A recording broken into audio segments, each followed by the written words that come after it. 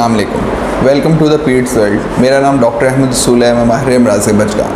हम जिस टॉपिक पर बात करेंगे वो एक बहुत कॉमन सा मसला है बच्चों का, और अक्सर पेरेंट्स कंप्लेंट करते हैं कि डॉक्टर साहब हमारे बच्चे के पेट में दर्द होती है, या ये जैसे ही खाना खाता है साथ ही वॉशरूम में चला जाता है, या फिर डॉक्टर साहब ये मट्टी खाता है, या ये पेंट उतार के खाता है, या डॉक्टर साहब जो चीज़ मट्टी बजरी इस तरह की जो चीज़ इसको मिलती है खाना लग जाता है। तो ऐसी कंडीशन को हम पाइका कहते हैं। पाइका मतलब कोई भी ऑर्गेनिक चीज़, जैसे कि मट्टी है, कागज़ हैं, चूना है, पेंट है, तो ऐसे बच्चे ये खाते हैं। अब इसमें अक्सर पेरेंट्स बच्चों को डांटते हैं या उनको मारते भी हैं कई कि ये ना खाएं।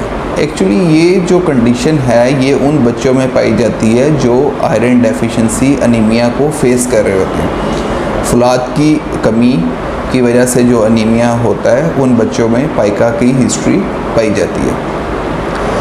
अक्सर बच्चे जिनके पेट में दर्द रहता है और वो देखने में पेल भी लगते हैं, तो उन बच्चों में पेट के कीड़े भी पाए जाते हैं। अब पेट के कीड़े किसी भी गंदी चीज़ को खाने से या उनके अंडे जैसी चीज़ को जिसको कंटेमिनेट किया हो, फीको ओरल रूट, एक सफाई का ख्याल ना रखें तो बच्चों के पेट में कीड़े हो सकते हैं। जो पेट में कीड़े होते हैं जब, तो वो ऐसे बच्चों में आयरन एब्जॉर्प्शन नहीं हो रही होती। वो फूड की शक्ल में खुराक के ज़रिए फुलाद की कमी पूरी नहीं होती।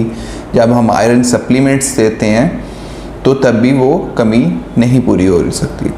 तो ऐसी कंडीशन में हम बच्चों को जब उनका इलाज शुरू करते हैं तो सबसे पहले पेट के कीड़ों का इलाज किया जाता है, जिसमें कई मेडिसिन अवेलेबल हैं, जैसे कि अल्बेंडाजोल, मेबेंडाजोल, इस सिरप्स फॉर्म में अवेलेबल हैं। तो हम पहले उसका कोर्स कंप्लीट करते हैं। और अक्सर प्रैक्टिस में देखा जाता है कि कई डॉक्टर हजरात या कई क्वैक्स हैं वो लिख तो देते हैं लेकिन उसका सही तरीका नहीं बताते। पेट के कीड़ों के लिए जो सिरप है वो जैसे हम बात कर लेते हैं वर्मॉक्स की, ठीक है, वो 1 चम्मच सुबह शाम आप 3 डेज़ के लिए देते हैं। वो सिरप 30 ml का होता है, 6 डोजेज़ ऑफ 5 ml, तो वो कंप्लीट हो जाता है।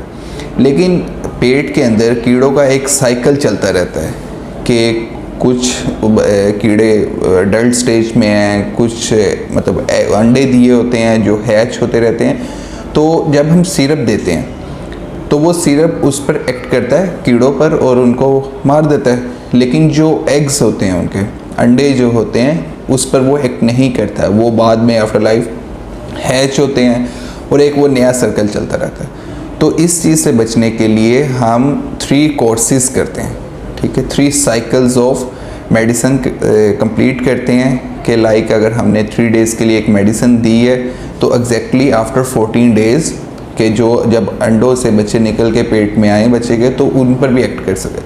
तो इसी तरह हम कंसेक्टिव 2 वीक्स के डिफरेंस के साथ कंसेक्टिव 3 साइकिल्स कंप्लीट करते हैं, ताकि वो जो बच्चे के पेट में कीड़े हैं वो अच्छे तरीके से ख़त्म हो सकें और बच्चे में आयरन डेफिशिएंसी एनीमिया को हम ट्रीट कर सकें।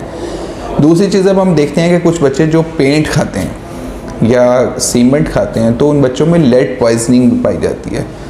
तो जब तक हम लेड पॉइजनिंग को ट्रीट नहीं करते, आयरन डेफिशिएंसी एनीमिया या आयरन जो हम दे रहे होते हैं उससे आयरन की एब्जॉर्प्शन नहीं होती और फुलाद की कमी की वजह से होने वाले अनीमिया ठीक नहीं होता। तो ऐसे बच्चों में पहले लेड पॉइजनिंग को ट्रीट किया जाता है और उसके बाद आयरन सप्लीमेंट्स दिए जाते हैं। अब इसमें हम आगे देखते हैं कि किन बच्चों को हमने आयरन देना है और किन बच्चों को हमने खून लगाना है। अगर आपके बच्चे की HP लेस देन 6 ग्राम पर डेसीलीटर है, मतलब HP 6 से कम है, तो ऐसे बच्चों में अमूमन खून लगाया जाता है, जिसमें लाल खुलिया अलहदा करके, जिसको PCVs packed cell volume RBCs कहा जाता है, वो लगाए जाते हैं। और उसके बाद उसकी HP को 8 तक मेंटेन किया जाता है और उसके बाद ओरल सप्लीमेंट्स दिए जाते हैं। लेकिन अगर आपके बच्चे की HP 6 या 7 से ज़्यादा है तो हम ओरल सप्लीमेंट्स दे सकते हैं, साथ पेट के कीड़ों के लिए दवाइयाँ दे सकते हैं, और जिस वजह से आयरन एब्जॉर्प्शन बेहतर नहीं हो रही उसको ट्रीट कर सकते हैं। Thank you so much.